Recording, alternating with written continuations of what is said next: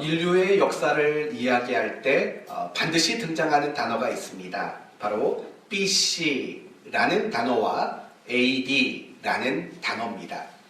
BC라는 단어는 기원전이라는 말이고 AD라는 단어는 기원후라는 단어입니다. 이처럼 기원전과 기원후를 구별하여 역사를 말합니다. 그 기준은 뭘까요? 바로 예수님의 탄생인 겁니다. 오늘 본문은 인류 역사를 BC와 AD로 구분지었던 예수님의 탄생에 대한 이야기를 소개하고 있습니다. 오늘 말씀은 크게 두 가지가 될 겁니다. 첫째는 예수님의 탄생의 의미가 무엇인가를 밝히는데 첫 번째 의미가 내용이 될 것이고, 두 번째는 그러면 우리는 어떻게 살 것인가 라는 내용을 함께 생각해 보려고 합니다. 누가복음의 저자는 누구일까요? 질문이에요. 제가 여러분에게 묻는 거예요. 여러분이 저한테 묻지 마세요. 누가복음의 저자는 누구일까요? 네, 누가지요. 누가복음의 저자는 누가입니다. 이 누가가 또 기록한 성경이 하나가 더 있어요. 뭘까요? 사도행전 맞습니다. 누가는 누가복음과 사도행전을 기록했습니다. 누가는 이방인입니다. 그는 의사였던 사람이고 또 역사가이기도 했습니다. 그래서 누가는 누가복음과 사도행전을 통해서 자신이 가지고 있었던 역사적인 안목을 포함해서 누가복음과 사도행전을 기록하게 되었습니다.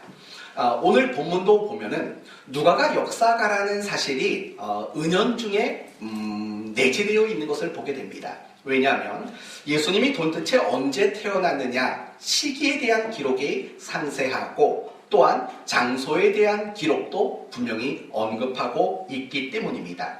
이제 이 부분을 하나씩 찾아가 보도록 합시다. 예수님은 언제 태어나셨을까요? 연도로 말해 보십시오. 예수님은 언제 태어났을까요? 내용이 예수님은 언제 태어나셨을까요? BC와 AD를 나누는 게 예수님의 탄생을 기준한다고 했어요. 그럼 예수님은 언제 태어났을까요? 소연이? AD 1년. 이라고 생각이 들지도 모르겠지만 사실 그렇지는 않아요. 이게 참 희한하죠. 분명히 예수님이 BC와 AD를 구별하는 기준이 되셨다고 했는데 실상은 예수님의 탄생 연도는 AD 1년이라고 말하지는 않아요. 이 부분을 이제 한번 점검해 보도록 하겠습니다.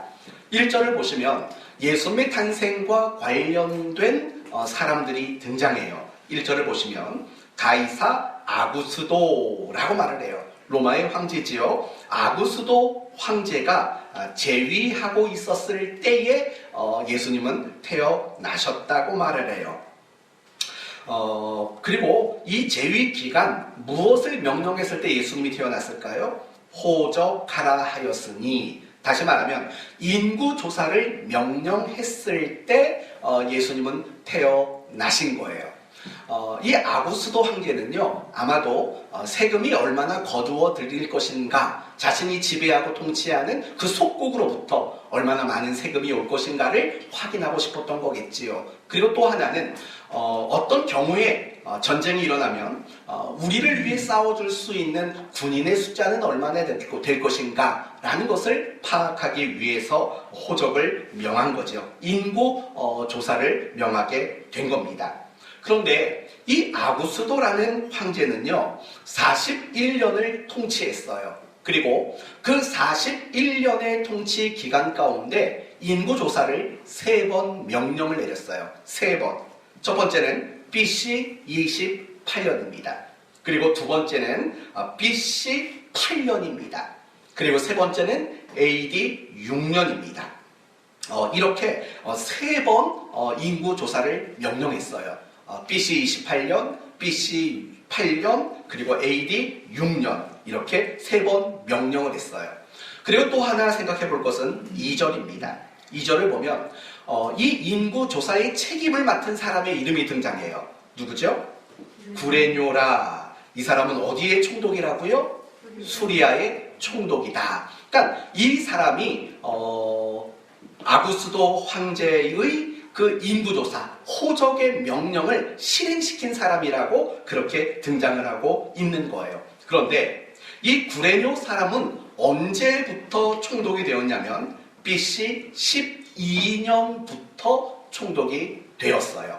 그럼 여러분 생각해봐요. 아구스도 황제가 인구조사를 3번 명령했죠. 첫 번째는 언제였다고요? BC 28년. 두 번째는 BC 8년. 세 번째는 AD 6년이에요. 그러면 이 수리아 총독이었던 구레뇨라는 사람이 즉위한 연도가 12년, BC 12년이니까 어느 연도는 없어지는 거예요. BC 28년은 없어지게 되는 거예요. 그러면 예수님이 태어나신 연도는 둘 중에 하나로 요약이 되겠죠. BC 8년이나 또는 AD 6년. 이 둘 중에 하나로 예수님의 출생 시기가 생각될 수 있을 겁니다. 그러면 AD 6년이라고 말하면 이미 AD와 BC가 구별된 이유니까 AD 6년은 아닐 거예요. 그러면 우리가 생각할 수 있는 예수님의 출생 연도는 대략 BC 8년이 아닐까라고 생각할 수 있어요. 그러나 대부분의 학자들은 예수님의 출생 연도를 BC 4년이라고 말하는데 마음을 같이 해요. 대부분의 신학자들은, 역사학자들은 예수님은 BC 4년에 태어나셨다라고 이야기를 해요. 그렇게 말하는 가장 중요한 근거는 뭐냐면 예수님이 태어나셨을 때 2살 아래로 아이를 죽이라고 명령을 내린 왕이 누구죠? 헤롯 왕이에요. 이 헤롯 왕이 BC 4년에 죽었어요. 그러니까 BC 8년이라고 말하기에는 말이 되지 않아요. 왜냐하면 예수님을 죽이라고 명령한 헤롯 왕이 BC 4년 6월절 직전에 죽었다라는 역사적 기록이 있는 거예요. 그걸 근거로 대부분의 학자들은 예수님은 BC 4년에 출생하셨을 것이다 라고 이야기를 해요. 그런데 문제는 뭐냐면 이 아구스도 황제가 인구조사, 호적을 명령한 것이 BC 8년이라고 말했어요. 그러면 몇 년의 차이가 생기는 겁니까? 4년이라는 차이가 발생하게 되는 거예요. 이 4년이라는 차이가 발생하는 이유가 뭔가 크게 두 가지 의견이 있어요. 첫 번째는 AD와 BC라는 용어를 처음 도입한 사람이 디오니시우스라는 사람인데 이 사람이 4년이라는 그 해를 착오를 일으켰다라고 말하는 사람이 있어요. 그런데 제가 생각하기에는 그것도 일리가 있는 말일 수도 있지만 더 중요한 근거는 이런 거라고 봐요. 인구조사가 그렇게 쉬운 일이 아니었기 때문이라는 거예요. 여러분, 우리나라도 몇 년에 한 번씩 인구 통계 조사라는 것을 진행을 해요. 그런데 여러분, 오늘날 이 사회가 얼마나 디지털도 그렇고 인력도 장비도 예산도 통신도 행정도 교통도 사실은 얼마나 많이 발달되어 있어요. 그런데도 불구하고요, 우리나라 인구조사 하나 하는 데에도 1년 이상의 시간이 걸린다는 거 여러분 아세요? 그렇다면 여러분, 지금으로부터 2000년 전 통신, 행정, 교통 이런 것들이 미흡하거나 전무했던 2000년 전에 만약에 로마 본토에서 인구조사를 명령을 했고 각 속국에 이 명령이 전달되고 그 전달된 호적의 명령이 진행되기까지 과연 얼마만큼의 시간이 걸렸을 것 같습니까? 사실은 그 시간이 상당한 시간이었을 게 분명합니다. 특히 다른 나라는 몰라요. 다른 나라는 금방 인구조사가 되었을지도 몰라요. 그러나 유대인들에게는, 이스라엘 사람들에게는 이 인구조사가 그렇게 녹록한 일은 아니었을 거예요. 이유는 뭐냐면 이 유대 사람들에게 인구조사는요 굉장히 예민한 일이었기 때문에 그래요. 여러분, 이 유대인에게 인구조사가 왜 예민한 일이었을까요? 그들에게 아픈 역사가 있었기 때문에 그래요. 어떤 역사일까요? 다윗의 역사지요. 다윗이 통치 말년에 하지 말아야 할 인구 조사를 하게 돼요. 그래서 결국 어떤 벌이 내렸냐면 3일 동안 온역이 이 땅에 가득해서 7만 명이 죽는 그런 뼈저린 역사가 있었다고요. 그러니까 그런 역사적 아픔을 가지고 있는 유대인들에게 지금 인구조사해야 된다, 빨리 적극 참여해라 라고 말하기는 그렇게 쉬운 일은 아니었다라는 것입니다. 그래서 그 기간이 적어도 4년은 걸렸을 것이다 라고 해서 BC 4년 그때에 예수님이 출생하셨을 것이다, 우리는 이렇게 이해를 합니다. 다음으로 오늘 본문을 보면은 예수님께서 태어나신 장소에 대해서도 언급하고 있습니다. 3절을 봅시다. 모든 사람이 호적하러 각각 고향으로 돌아가매. 호적을 하기 위해서는 반드시 자기 지파에 해당된 곳으로 가야만 했습니다. 그리고 4절을 보면 요셉도 다윗의 집 족속이므로 이 요셉은 유다 지파 사람입니다. 그래서 그 유다 지파 사람들이 호적할 수 있는 장소로 가야 됩니다. 거기가 어디입니까? 베들레헴입니다. 이 베들레헴은 나사렛에서 최소 120km에서 150km 정도의 거리가 떨어져 있는 굉장히 먼 곳이었습니다. 그리고 호적하러 갈 때 이 마리아의 뱃속에는 누가 있었습니까? 아기 예수님이 있었죠. 만삭의 몸이었다라는 거예요. 그러니까 아무리 서둘러서 미리미리 출발을 했어도 막상 베들레헴에 도착했을 때에는 이미 많은 사람들이 머물 수 있는 장소를 차지하고 난 후였던 거죠. 그래서 하는 수 없이 예수님은 어디에서 출생하게 되는 겁니까? 마구간에서 출생을 하게 되는 것이고 구유에 누일 수밖에 없었다라는 거예요. 그러니까 예수님이 출생하신 장소는 유대 땅 베들레헴이다, 이렇게 우리는 알고 있는 겁니다. 됐습니다. 오늘 본문을 통해서 우리는 두 가지 정보를 먼저 확인했습니다. 첫째는 예수님이 태어나신 시기는 아구스도 황제가 호적을 명했고, 그리고 구레뇨라는 총독이 그 호적을 집행하고 실행하는 시점이었던 BC 4년이었다. 그리고 예수님이 출생하신 장소는 유대 땅 베들레헴이었다. 여기까지 봤습니다. 지금까지 살펴본 내용은 이제 오늘 설교를 하기 위한 기초 작업에 불과합니다. 지금부터 여러분에게 오늘 이 내용들이 과연 우리에게 무엇을 교훈하는가를 한번 생각해 보도록 합시다. 여러분, 지금 누가 사도가 예수님이 태어나신 시점과 시간과 장소를 그렇게 명확하게 기록하는 이유는 뭘까요? 과연 이유는 뭘까요? 그것은 예수님이 탄생하신 그 사건은 역사적 사건이라는 거예요. 반대로 말하면 예수님의 탄생은 신화가 아니고 설화가 아니고 그리고 전설도 아니고 구전도 아니라는 거예요. 역사적인 사건이라는 거예요. 역사적인 사건. 그렇다면 역사적인 사건이란 무엇입니까?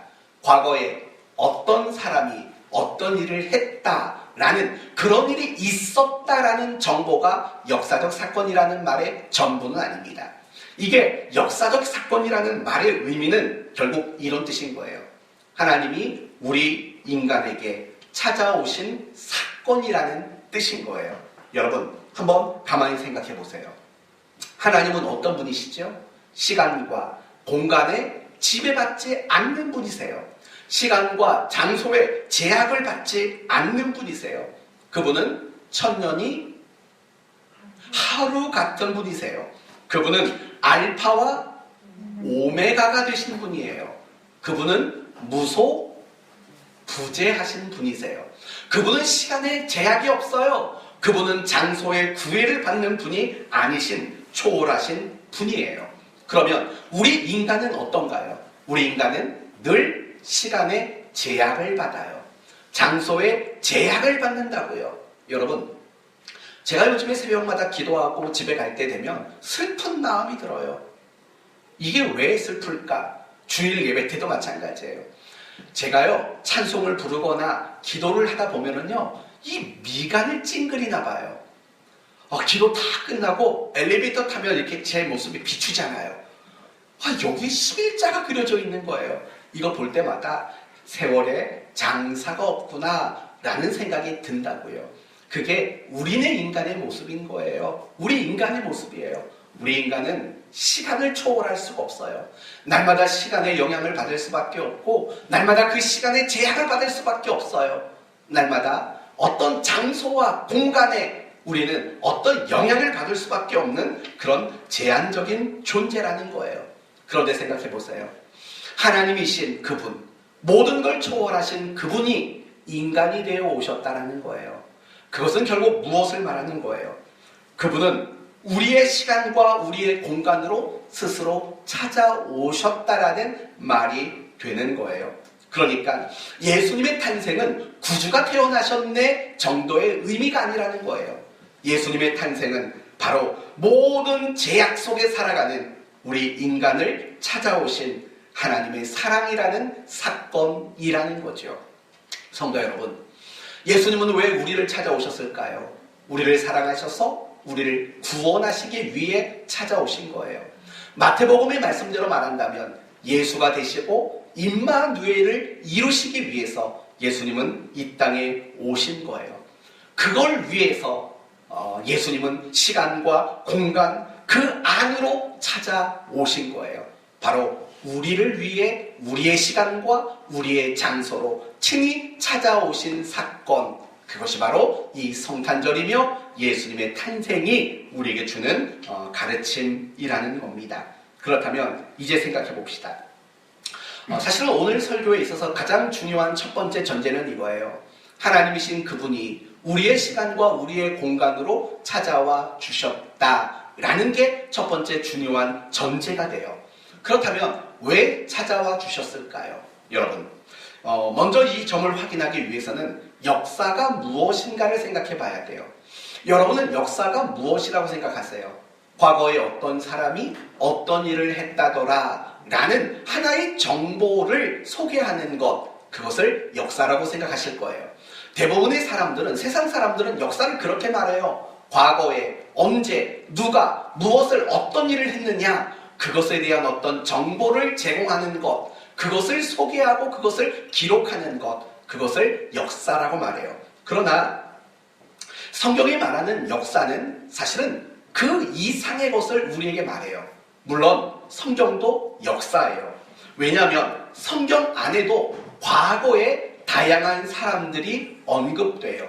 그리고 그 다양한 사람들이 무엇인가를 했다라는 것을 우리에게 소개해 주기도 해요. 그러나 성경이 말하는 역사와 세상이 말하는 역사는 근본적으로 다른 점이 있어요. 그것은 무엇이냐면 세상이 말하는 역사는 인간 자체를 소개하는 것이 세상의 역사의 초점이에요. 그러나 성경이 말하는 역사의 핵심은 인간을 소개하지 않아요. 단지 인간은 언제 무엇을 어떤 일을 했느냐를 말하지만 그것 자체를 소개하는 것이 목적이 아닌 거예요. 그러면 성경이 말하는 역사는 누구를 소개하는 게 목적일까요? 바로 하나님을 소개하는 것이 목적인 것이죠.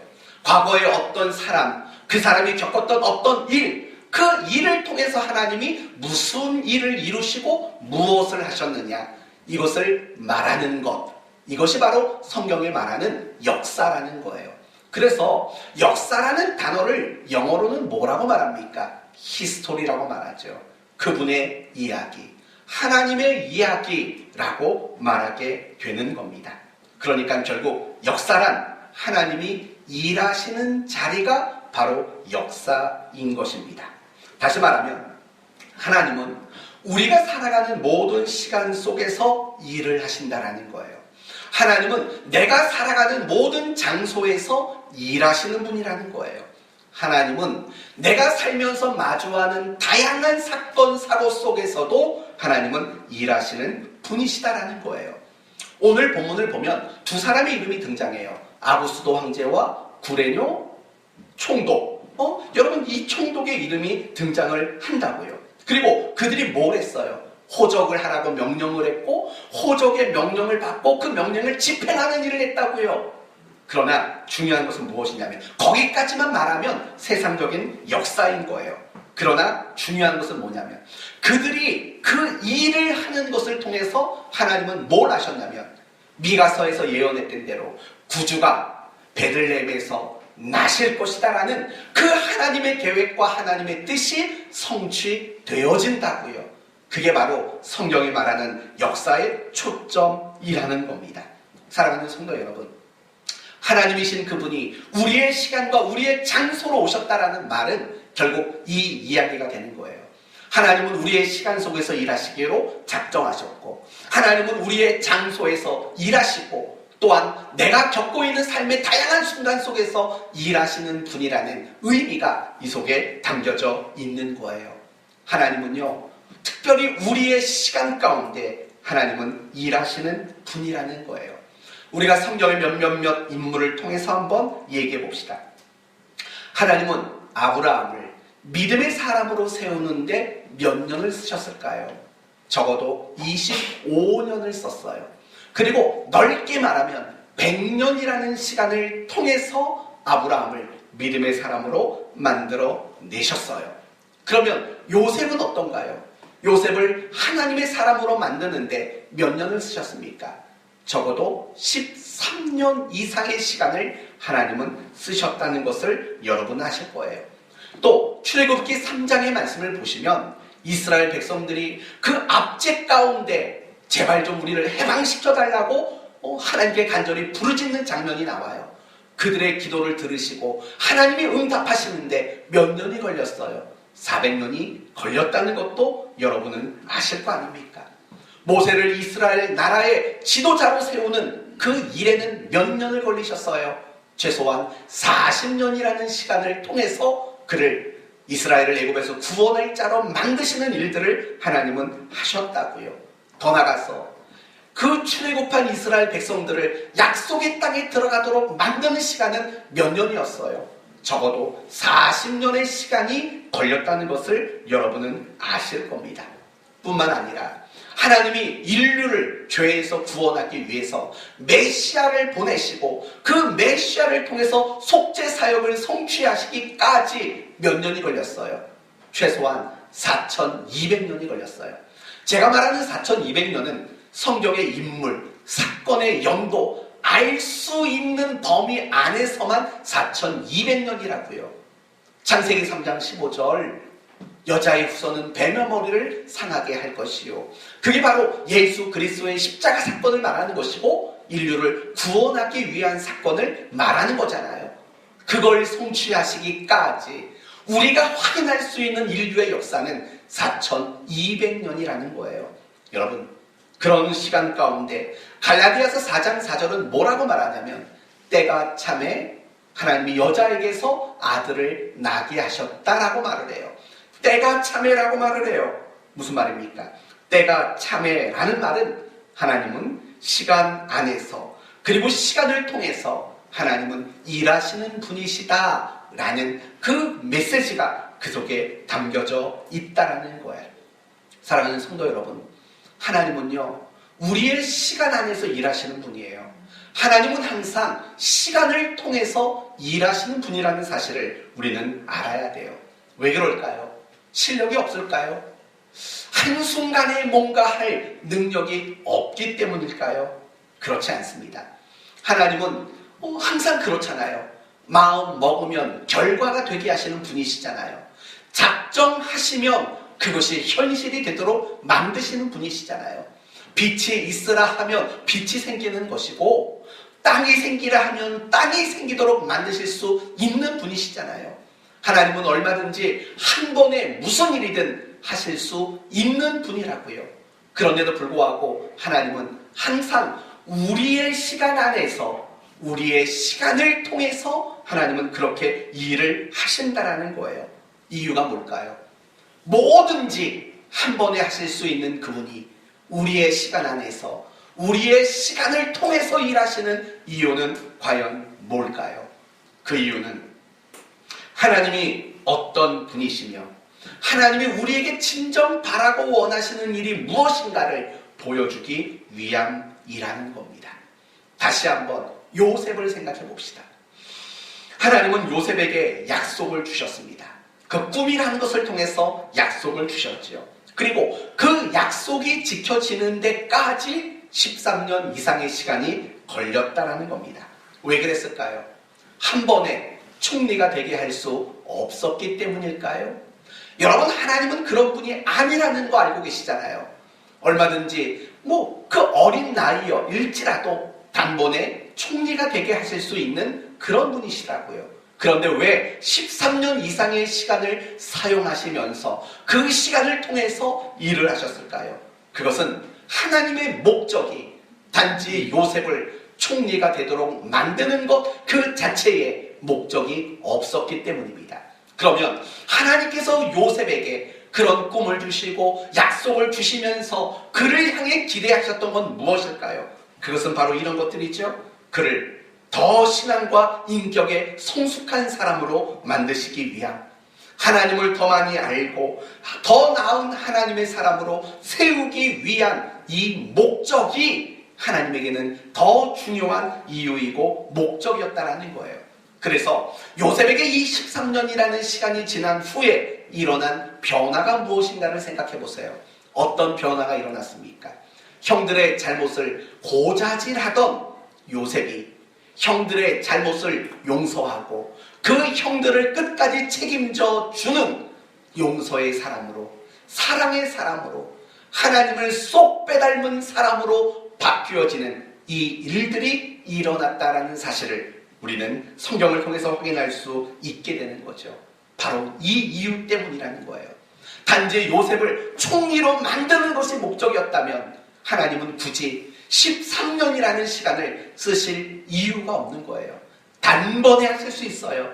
그러나 하나님은 13년이라는 그 긴 시간을 통해서 일하신 이유는 그를 하나님의 사람으로, 더 나은 하나님의 사람으로 만들어내시고자 하는 소원과 목적이 그분에게 있기 때문이라는 거예요. 이스라엘 백성들도 마찬가지예요. 여러분, 이스라엘 백성들이 애굽에서 나오기 위해 몇 가지 재앙이 내려졌나요? 10가지 재앙이에요. 여러분, 10가지 재앙이라는 말을 다른 말로 말하면 시간이 꽤 걸렸다라는 뜻이에요. 그렇죠? 그냥 단번에 어떤 재앙을 내리셔서도 분명히 이스라엘을 애굽에서 건져낼 수 있었을 거라고요. 그런데 10가지 재앙을 내렸어요. 10가지 재앙. 도대체 10가지 재앙을 내리면서 시간을 끄신 이유는 과연 뭘까요? 또한 이스라엘 백성들은 애굽에서 나온 직후 가나안으로 들어가지 못했어요. 한 2주면 걸어갈 수 있는 거리라고요. 그런데 그 곳까지 가는 시간이 40년이라는 시간이 걸렸다는 거지요. 왜 그 40년이라는 시간이 필요로 했을까요? 그것은 단지 하나님이 이스라엘을 애굽에서 해방시키는 게 목적이 아니고 단지 그들에게 젖과 꿀이 흐르는 가나안 땅을 주시는 것 그 자체가 목적이 아니었기 때문이에요. 그러면 하나님이 이스라엘 백성들을 향해 가지고 있었던 목적은 과연 무엇이었을까요? 그것은 그들을 하나님 백성답게 만드시는 것이 목적이었던 거예요. 그래서 시간을 쓰신다고요. 그 결과가 무엇입니까?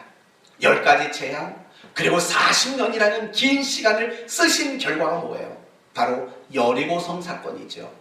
말도 안 되는 순종을 그들은 이루어내지 않습니까? 그것이 시간 속에 일하신 하나님의 결과물인 거예요. 여리고성을 믿음으로 한 바퀴씩 돌고 큰 소리를 외칠 수 있는 바로 그 모습, 그것이 시간으로 역사하시는 하나님이 만들어내신 결과물이라는 거죠. 사랑하는 성도 여러분, 이 자리에 부모가 있어요. 부모들에게 한번 물어볼게요. 여러분, 부모가 자식을 키울 때 가장 필요한 것이 뭐라고 생각하세요? 부모가 자녀를 키울 때 가장 필요한 것은 뭘까요? 뭐라고 생각하세요? 우리 은하 이제 몇 년 있으면 결혼할 텐데 우리 은하가 결혼을 해가지고 얼라를 낳았어요. 이 자녀를 키울 때 가장 필요한 게 뭐라고 생각하세요? 목사님은 항상 답을 기대하는 답을 가지고 있다는 건 알고 있지요? 네. 뭐가 필요할까요? 부모로서 자식을 키울 때 가장 필요한 거. 응? 사랑. 맞아요. 사랑이 얼마나 필요한데요. 저도 딸내미를 키울 때마다 사랑이 아니고는 이놈을 키우기가 어렵겠다라는 생각을 들 때가 저 인상 쓰고 있는 것 봐요. 옆구리에 손 올리고 인상을 막 쓰고 있어요. 이럴 때마다 사랑이 가져야겠다라고 생각할 수밖에 없죠. 소연이가 은하보다 조금 더 먼저 결혼할 텐데 부모가 되면 필요한 게 뭐라고 생각해요? 이거 사랑을 얘기해버렸으니 사랑? 적절한 훈계. 좋아요.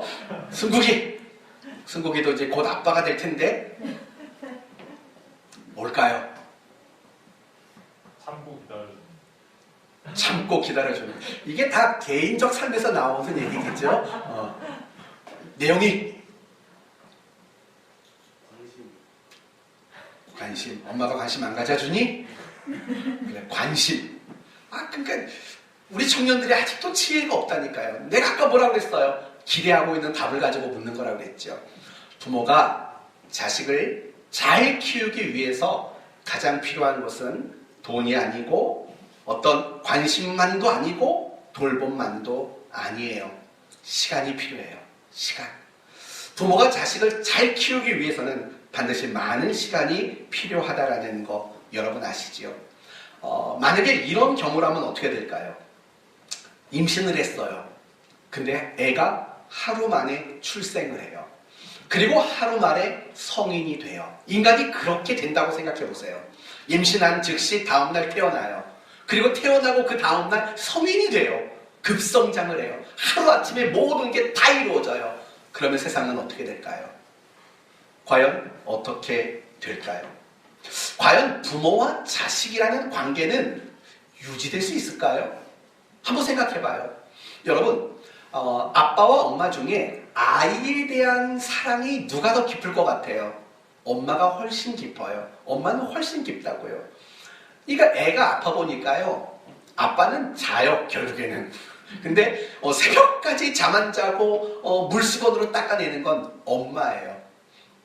아이랑 놀다가 말 안 들으면 됐어 하지마 이렇게 말하는 건 아빠예요. 끝까지 참는 건 엄마예요. 이런 걸 보면은요, 엄마가 아이에 대한 남다른 애정과 그 깊이 모성애가 굉장히 강하다고요. 왜 그럴까요? 10달 동안 함께 했잖아요.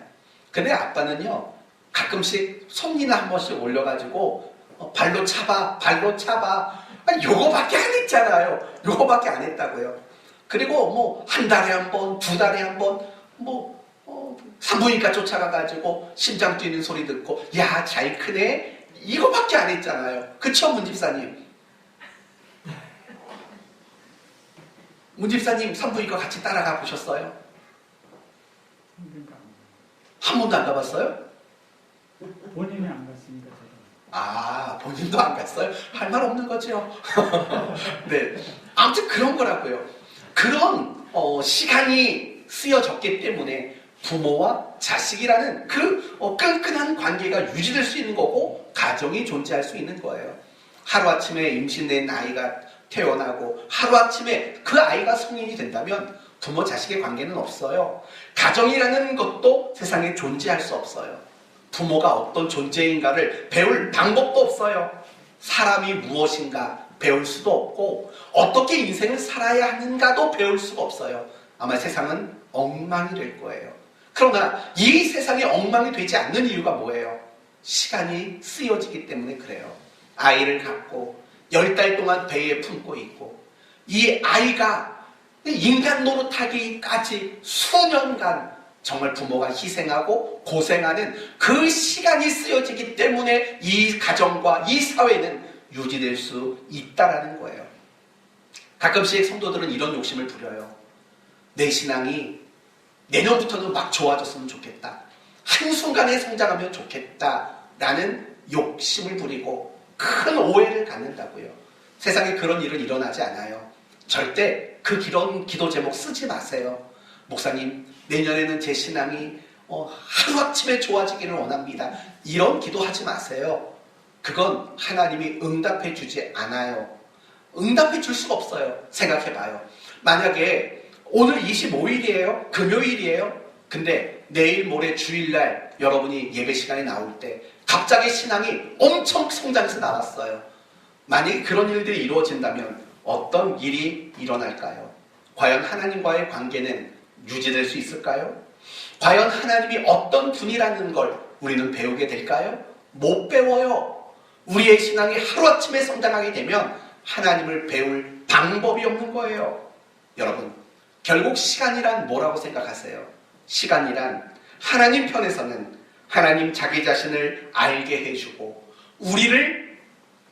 우리의 마음 가운데 자신을 채워주시는 것이 결국은 시간인 거예요.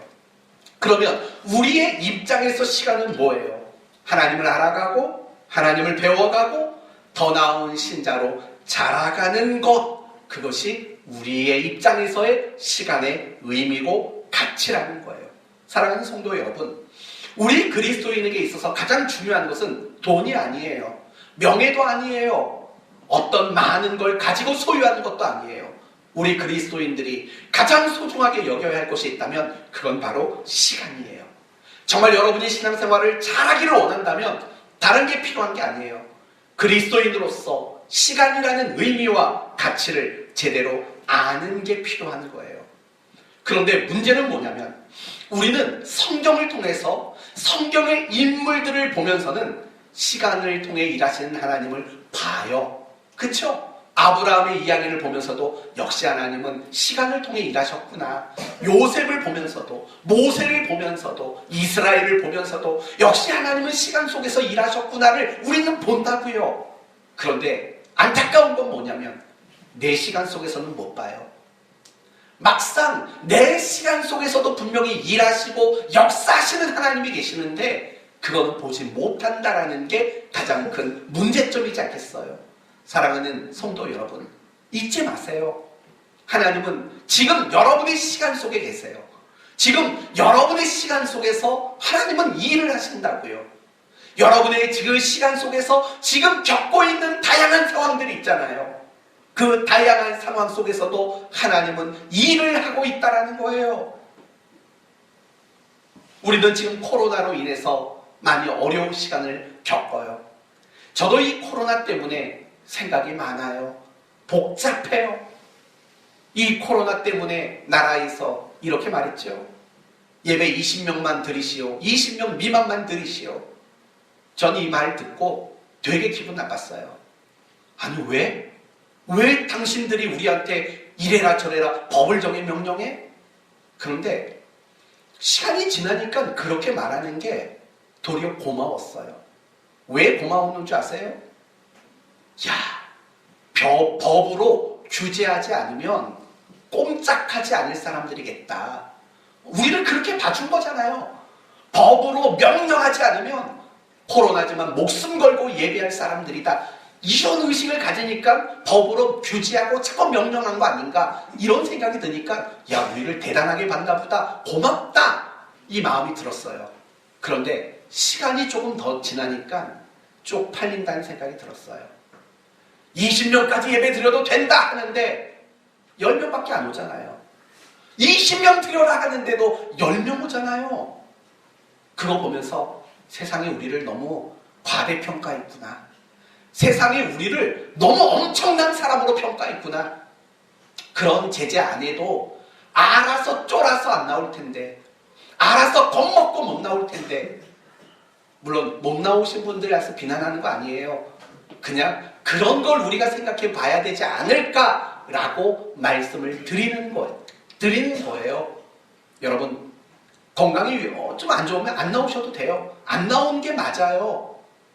뭔가 좀 이상하다, 가정에서 실시간으로 예배 드리세요. 괜찮아요.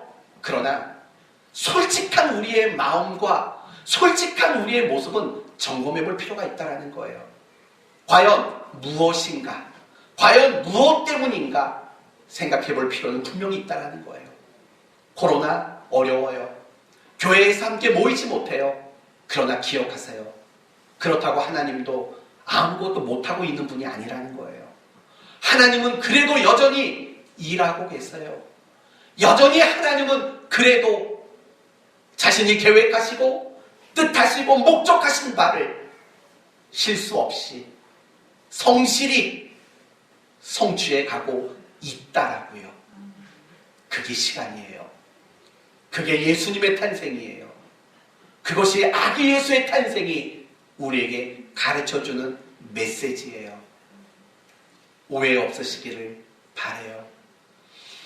그러면 이제 마지막으로 우리는 어떻게 살아야 할 것인가를 생각해 봅시다. 간단히 말할게요. 첫째, 조급하지 마세요. 항상 하나님은 시간 속에서 시간을 통해서 하나님은 일하시는 분이세요. 그러므로 나는 왜 신앙이 빨리 자라지 않을까? 내 문제는 왜 빨리 해결되지 않을까? 조급해하지 마세요. 하나님은 그 시간 속에서도 일하고 있기 때문이에요. 조급하다라는 것은 다르게 말하면 불신앙일 수밖에 없는 거예요. 왜냐하면 이미 말씀드렸잖아요. 우리의 시간에 오신 분, 우리의 시간 속에서 일하시는 분, 우리의 시간을 통해서 일하시는 분이라고 말씀드렸잖아요. 조급해 마세요. 두 번째, 기도를 통해 시간을 단축하려고 하지 마세요. 우리는 종종 기도를 이렇게 해요. 하나님, 이 어려운 때가 빨리 지나가게 해주십시오. 하나님, 이 문제가 당장 해결되게 해주십시오. 라고 기도하지 말라는 거예요. 여러분, 기도는 내가 겪고 있는 이 고통스러운 시간을 단축시키는 게 기도가 아니에요. 정말 하나님이 우리에게 기도를 주실 때에는 어떻게 기도하기를 원하셨을까요? 하나님, 고통스럽습니다. 하나님, 괴롭습니다. 하나님, 지쳤습니다. 그러니 이거를 단축하시고 좀 치워주세요. 이게 아니라, 그러나 감당하게 해주십시오. 성경이 원하는 기도의 내용은 결국 이런 것들이에요. 여러분, 신앙이라는 것은요, 내가 겪고 있는 어떤 고통스러운 현실을 피하거나 아니면 단축하는 게 신앙이 아니에요. 신앙은 감당하는 거예요. 그 시간이 얼마일지 몰라도 감당하는 거예요. 바벨론 포로로 끌려간 자들은 70년을 감당하기 위해 기도했어요. 예루살렘을 바라보면서 70년을 그들은 묵묵히 버텨냈다고요. 그게 칭찬받는 이스라엘 백성들의 모습 아니었어요. 사랑하는 성도 여러분, 신앙은 감당하는 거예요. 기도는 감당하기 위해서 하는 게 기도예요. 셋째로, 오늘을 사십시오. 많은 분들은 과거를 살아요. 내가 옛날에는, 내가 왕년에는, 내가 한때는 이랬는데, 이 과거에 얽매여서 과거에 도취돼서 살아간다고요. 또 어떤 분들은 미래를 살려고만 해요. 내일을 살려고만 해요. 내일부터 다이어트도 오늘 실컷 먹고 다이어트도 내일부터. 공부도 그래요. 오늘 실컷 놀고 내일부터. 신자도 마찬가지잖아요. 오늘은 성탄절이니까 하루 제끼고 내일부터 기도하고 성경 보지. 항상 내일을 살려고 한다라고요. 아니에요. 모든 그리스도인들은 오늘을 사셔야 마땅해요. 지금을 살아내셔야 돼요. 오늘 하나님을 알아가는 일, 오늘 하나님의 사람으로 나를 만들어내는 일, 이걸 오늘 해야 돼요. 만약에 이 오늘을 외면하고 산다면 여러분은 성탄절을 기뻐할 사람이 되지 못하는 거예요.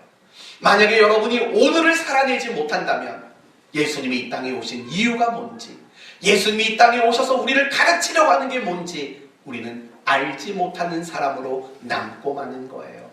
오늘을 사세요. 여러분, 성경 언제부터 읽으실 거예요? 네? 오늘. 기도 언제부터 하실 거예요? 은하, 기도 언제부터 할 거예요? 오늘. 큐티 언제부터 할 거예요? 영희, 약속 지켜. 오늘 큐티해서 사진 찍어서 보내세요. 알았죠? 알았죠? 진짜 영혼 없는 대답. 이제 오늘 말씀을 마칠게요. 오늘 제가 좀 표현이 과했죠? 용서해 주십시오. 여러분을 정죄하고 싶은 마음 없었고, 여러분을 나무랄 마음은 없었어요. 그냥 우리 오늘날 한국 교회가 이렇게 되고 있다는 것에 대해서 사실은 너무 많이 속상했어요. 너무 많이 속상했어요. 우리가 이럴 정도로 신앙의 야성을 잃어버렸는가? 우리가 이럴 정도로 신앙의 열정을 잃어버렸는가? 사실 그게 너무 안타까웠고 너무 마음이 괴로웠어요. 그래서 혹여나 제가 여러분에게 너무 과하게 표현을 했다면 주의 마음으로 용서하시고 이해해 주셨으면 좋겠어요. 하나님은 시간과 공간을 초월하는 초월자이십니다. 초월자이시에요. 그런데 우리를 얼마나 사랑하셨든지 초월자이신 그분이 모든 것에 제약을 받는 우리의 시간과 장소로 친히 와주셨어요. 사랑이라고 밖에는 말할 수 없겠어요. 은혜라고 밖에는 말할 수 없어요. 그 모습을 보면서 우리가 배울 수 있는 것은 무엇이었다고요? 하나님은 우리의 시간 속에 계신 분이시다. 하나님은 우리의 시간 가운데 일하시는 분이시다. 하나님은 우리의 시간 가운데 일어나는 다양한 일들을 통해서도 일하시는 분이시다라는 걸 이 아기 예수님의 탄생을 통해서 우리는 배우게 되었습니다. 조급하지 맙시다. 그리고 내가 겪고 있는 고통의 시간을 신앙이라는 무기를 가지고 단축시키려고 하지 맙시다. 감당합시다. 감당합시다. 그리고 과거도 미래도 아닌 오늘을 살아가는 우리가 됩시다. 오늘 하나님을 더 알아가고 오늘 하나님을 더 배우고 오늘 신앙의 열심을 더 내고 오늘 나를 하나님의 사람으로 더 만들어내는 그런 오늘을 사는 여러분이 되었으면 좋겠습니다. 이것이 오늘이 성탄절 하나님이 우리에게 하시는 요청이고 우리 모두가 이 요청 앞에 아멘 할 수 있기를 예수님의 이름으로 축원드립니다. 아멘. 기도합시다.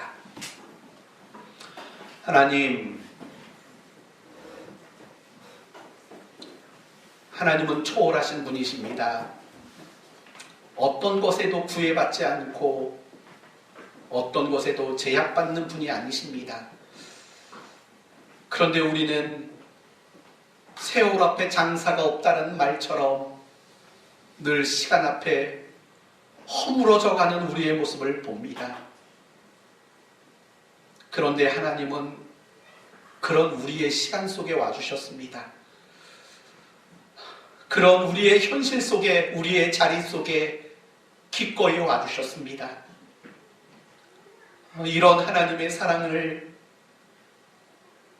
감격하며 감사하며 기뻐합니다. 그리고 우리의 시간 속에서 일하시는 그 하나님을 배웠습니다. 조급하지 않기를 원합니다. 내가 겪는 그 순간을 단축하지 않고 감당하기 원합니다. 오늘을 살기 원합니다. 하나님, 이 아기 예수님의 탄생의 메시지, 우리의 시간 속에 오신 하나님, 그분을 믿는 믿음으로 날마다 승리하는 우리 성도들 모두가 되게 하여 주옵소서. 이 종이 혹여나 하나님의 영광 가리운 일이 없도록 전한 말씀 가운데에도 역사하여 주옵소서. 예수님의 이름으로 기도 올리옵나이다. 아멘.